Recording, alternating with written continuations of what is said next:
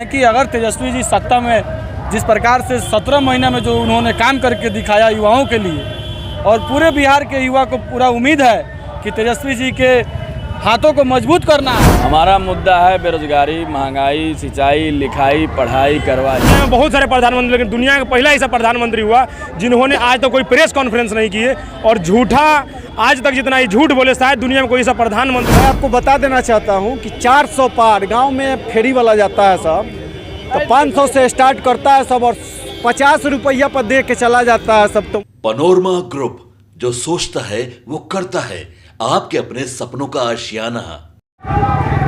नेता प्रतिपक्ष व आरजेडी नेता तेजस्वी यादव और विकासशील इंसान पार्टी के संरक्षक मुकेश सहनी ने मोतिहारी में चुनावी जनसभा को संबोधित किया है।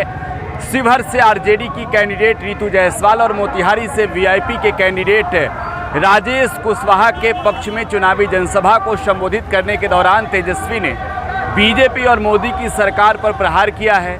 रैली में आए लोगों से जानेंगे कि कैसा लगा तेजस्वी का भाषण और इस बार चुनाव में किन मुद्दों पर लोग वोट डाल रहे हैं। आप कहां से आए हैं? हरसिद्धि क्षेत्र से है। हरसिद्धि से आए हैं। तेजस्वी जी का भाषण सुने? तेजस्वी जी का भाषण मुझे बहुत अच्छा लगा।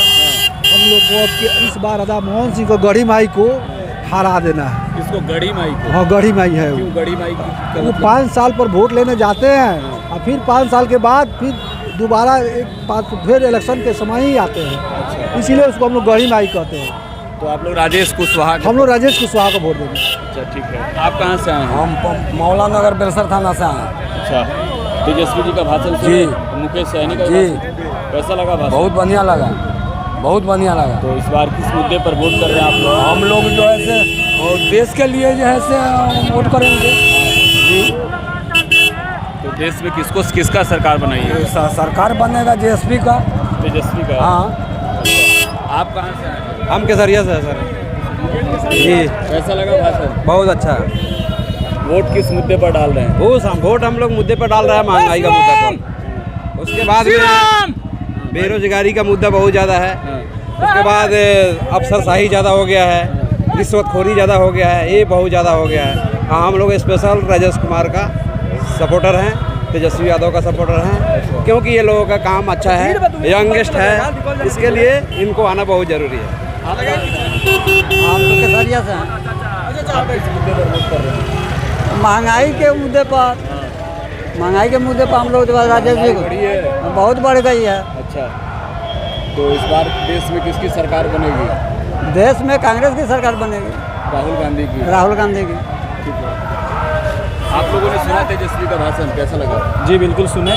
कैसा लगा भाषण? भाषण नहीं, ये गरीब नौजवान किसान छात्र युवाओं के लिए तेजस्वी जी उनका आवाज़ उठाने का काम किए, उनके दुख दर्द को रखे भाषण के माध्यम से।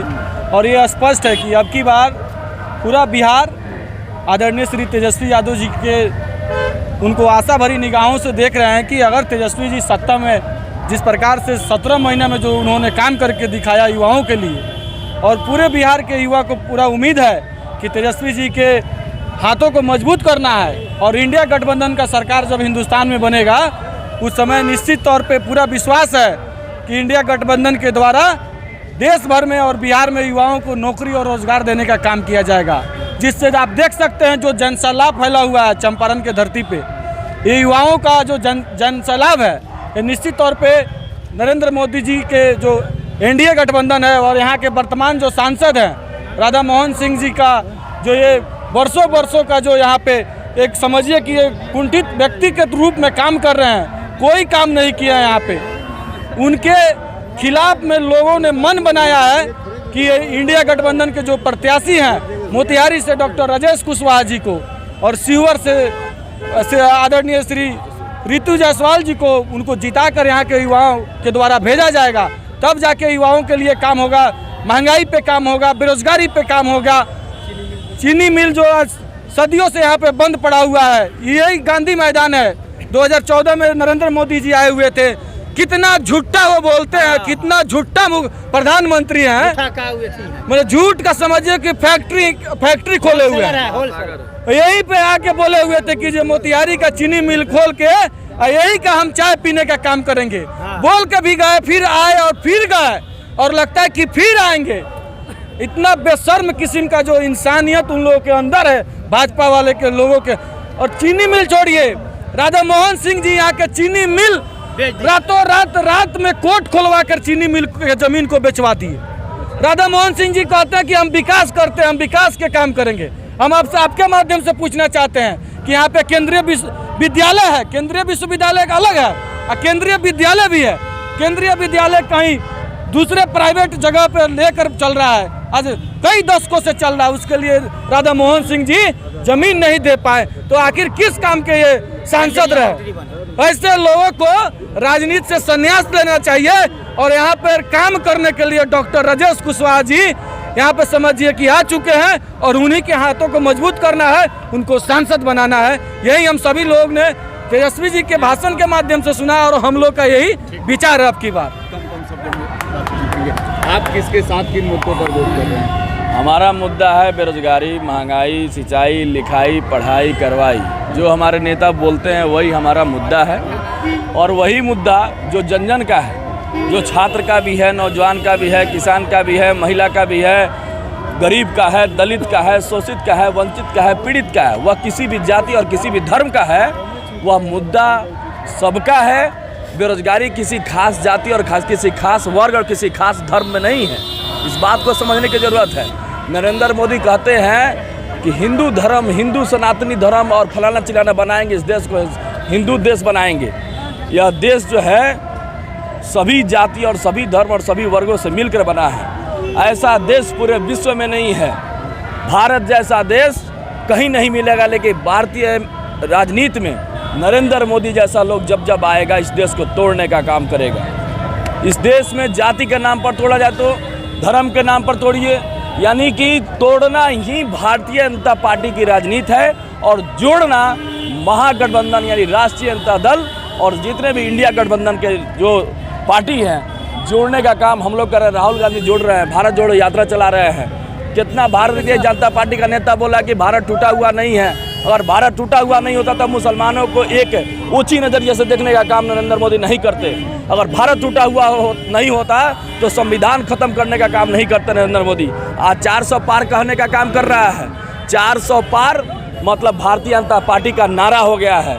400 पार का मतलब होता है अमेंडमेंट में है, भारतीय संविधान में है कि जिस पार्टी का सीट ज़्यादा आ जाए, 400 बहुमत से ज़्यादा आ जाए तो वह अपने संविधान में संशोधन कर सकता है। और भारतीय जनता पार्टी का नेता खुलेआम मन से बोल रहा है कि हम लोग 400 पार आते हैं तो हम लोग संविधान खत्म करने का काम करेंगे, संविधान को बदलाव लाने का काम करेंगे, जिससे साफ साबित होता है कि यह देश बेचने का काम कर रहा है, यह देश तोड़ने का काम कर रहा है। और यह 2024 के चुनाव में अगर नरेंद्र मोदी जैसी तानाशाही सरकार आ जाती है तो यकीन नहीं, मैं आपके माध्यम से बताना चाहता हूँ कि यह सरकार ये स्पेशल गरीब, दलित, शोषित, वंचित, पीड़ित और भारतीय राजनीति के लिए सबसे शर्मसार होगा, शर्मनाक होगा कि भारतीय जनता पार्टी सरकार में आएगी।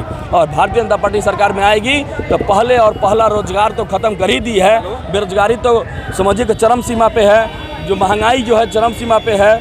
और सबसे पहला बात जो इतना सुसज्जित ढंग से बाबा साहब का आत्मा जिसको कहते हैं, इस भारतीय राजनीति का आत्मा जिसको कहते हैं, जो हमारा भारतीय संविधान है, उसको सबसे पहले नरेंद्र मोदी और आरएसएस के लोग इसको ख़त्म करना चाहते हैं। लेकिन यकीनन अब की बार जो स्थिति बदलने वाली है, इंडिया गठबंधन अब की बार आ रही है और भारतीय जनता पार्टी का सफाया होने वाला है। आपको क्या लग रहा है कौन आ रहा है इस बार? जल्दी यहाँ पे आप तो देखिए, यहाँ जाति और धर्म और मजहब की बात नहीं है, यहाँ मूल बात है शिक्षा की, रोजगार की, नौजवानों के हित की बात है। अब की बार नौजवान, छात्र और युवा और किसान समझ चुका है कि अब की बार ये जुमले का सरकार पूरे वर्ल्ड में ऐसा एक प्रधानमंत्री हुए जिन्होंने, दुनिया में बहुत सारे प्रधानमंत्री, लेकिन दुनिया का पहला ऐसा प्रधानमंत्री हुआ जिन्होंने आज तक कोई प्रेस कॉन्फ्रेंस नहीं की है और झूठा, आज तक जितना ये झूठ बोले, शायद दुनिया में कोई ऐसा प्रधानमंत्री हुआ जो मोतिहारी के बारे में बताइए, मोतिहारी कौन जीत रहा है? मोतिहारी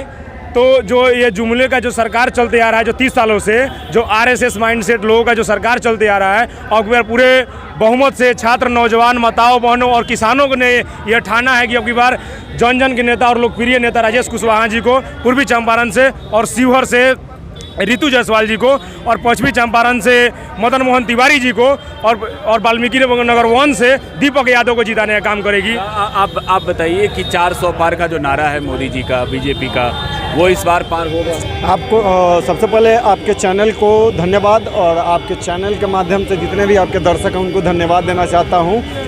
मैं आपको बता देना चाहता हूं कि 400 पार गांव में फेरी वाला जाता है सब, तो 500 से स्टार्ट करता है सब और 50 रुपया पर दे के चला जाता है सब। तो वहीं इस बार 2024 में भाजपा वाले का होने वाला है 400 पार नहीं, कहीं 40 पर सिमट कर ही ना रह जाए, ऐसा होने वाला है। तो ये मोतिहारी, और मोतिहारी में इस वक्त तेजस्वी यादव ने चुनावी जनसभा को संबोधित किया है, जहां लोगों की भीड़ और भीड़ से निकले युवा, नौजवान, किसान साफ तौर पर अपनी बातों को रख रहे हैं। फिलहाल आप टुडे बिहार न्यूज़ के साथ बने रहें। धन्यवाद।